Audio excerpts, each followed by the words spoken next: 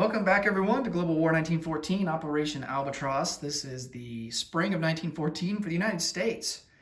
This is the last turn before the outbreak of World War I. And so let's get right to it. And really, there's not a whole lot to do. We can't do diplomacy. We can't do tech as the U.S. right now. That'll change next turn. We can start doing our peacetime income increase roles and start working towards the ability to, lend lease lend lease to countries that are the major powers that are at war, and then start to increase our income towards, gaining the ability to start doing diplomacy and technology. So right now we have $5 to spend. We're just going to keep it in the bank, save it for next turn, and we do not have any combat moves or non-combat moves. If we were able to lend lease and purchase units this turn, I may have considered doing an attack into Mexico City again, but I don't want to give the Federales less units to deal with. If we're going to lose some units, I don't want to risk that. And then, on the German turn, them be able to launch an offensive. So I think we're going to just keep what we have and not risk losing anything. Let's go ahead and do our recruitment roll, and then we can roll for random events for the summer of 1914. All right, let's hope for some free troops. We haven't had some in a while, so we need a 4 or less.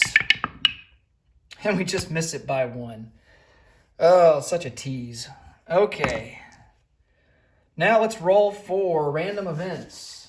The USA will collect $2. This will be the last turn that they have that reduction by 1 IPP. So that lasts throughout the prequel, and then after this turn, the prequel will end at the end of this turn. And this is where we get into the main crux of the game, starting in the summer of 1914. All right, so we had 5 in the bank. We collect 2. And that will give us $7 for next turn.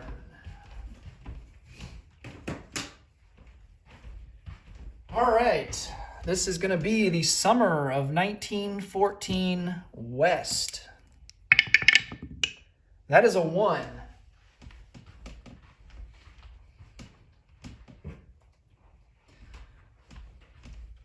Oh boy. Well, this changes things a little bit.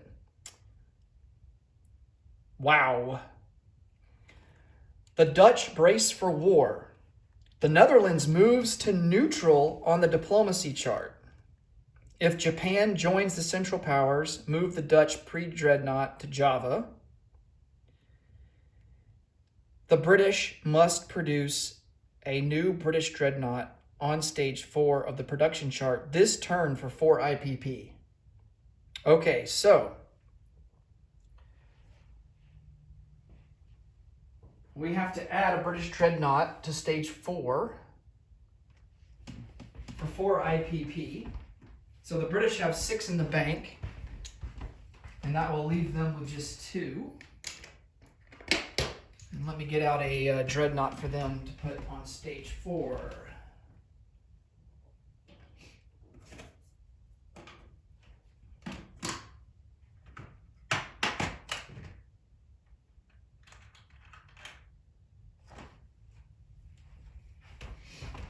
Okay, British dreadnought at stage 4.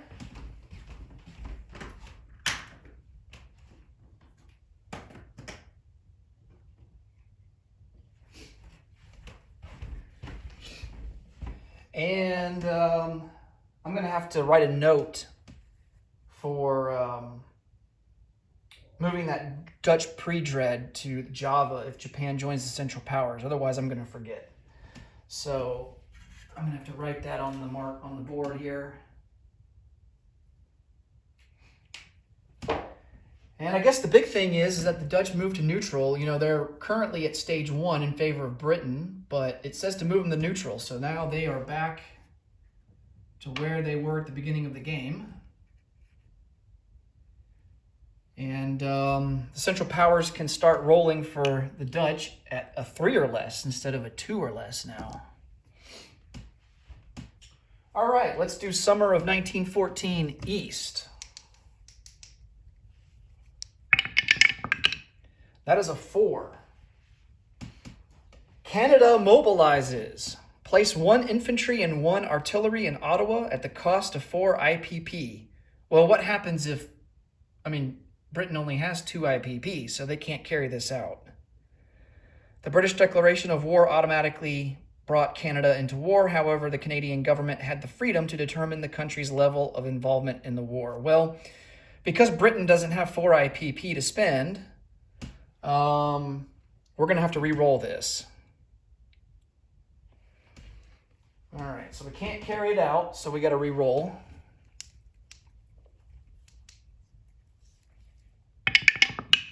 That is a 5.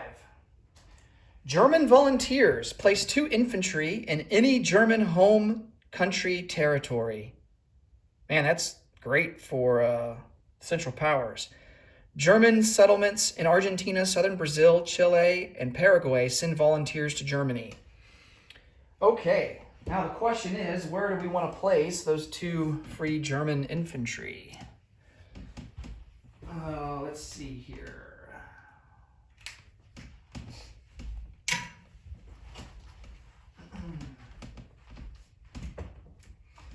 Off the top of my head, I'm thinking Bavaria.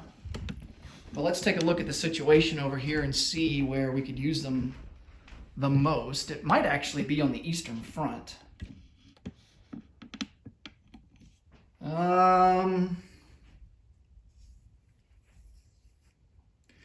If we put them in Bavaria, that would give us a trench line. Well, that is an interesting conundrum, because do we focus more heavily on the Western Front here at the beginning, or do we kind of balance it out a little bit more and put them on the Eastern Front?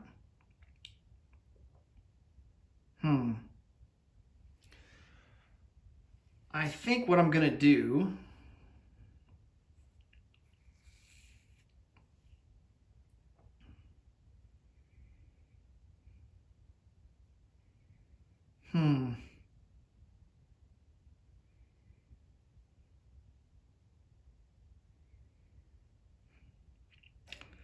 I don't know. I'm tempted to load up on the Western Front just because it's Britain and France. Whereas on the Eastern Front, we have Austria-Hungary helping us out, and it's just Russia. So, yes, I'm going to add 2 infantry to Bavaria, which will form a trench line in Bavaria, because now we have 6 there. All right. I think that will do it for random events, and now we will start the next video. We will start the First World War, the summer of 1914, and things are going to get hot.